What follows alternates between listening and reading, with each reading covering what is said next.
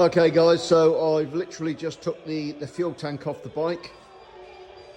So there's the fuel tank. And as you can see, it's in the Gulwars Paris-Dakar team back in the day, when a friend of mine, John Deacon, was the pilot on the BMW 900 RR. I asked his wife and his brother whether I could replicate an exact sort of copy of the race colours, and as you can see, there's the tank.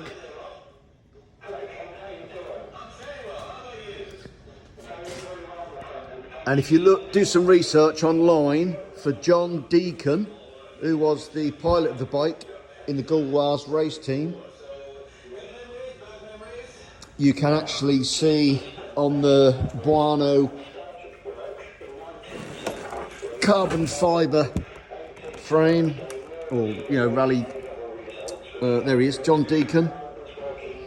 And this is exactly, and there's John Deacon's race number on the special stage of the Paris-Dakar. Sorry it's not good because I'm trying to hold the phone and video at the same time. There's the race number 6. This is the rear half of the sort of fairing that goes over the fuel tanks. Good old rugged roads where I got my Buono race gear from. As you can see, now you can see the 2 fuel tanks.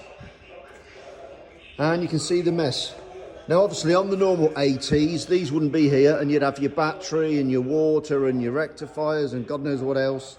And as you can see, mine, I got the CDI unit, the rectifier, I got some relays, I got the fuses, I got all the pins to connect the wiring loom.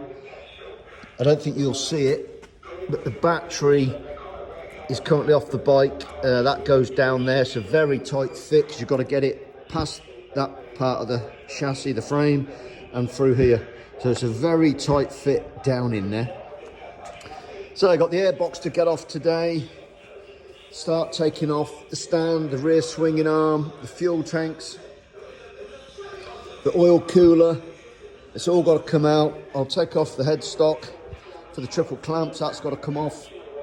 All the clutch cables, brake cables have got to come out. All of the radiator hoses all got to come off.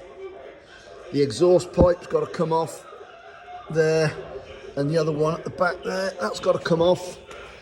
The exhaust, now I can get to it, it's going to have to come off.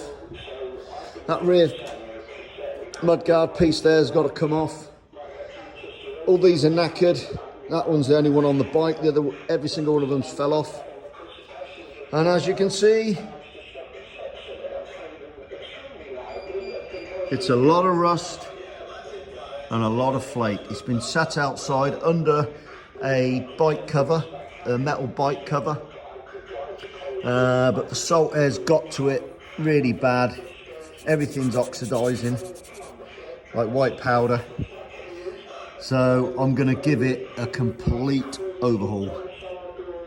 And you see where some of the earthing points are. See the nitro shock down the bottom there, needs a good clean.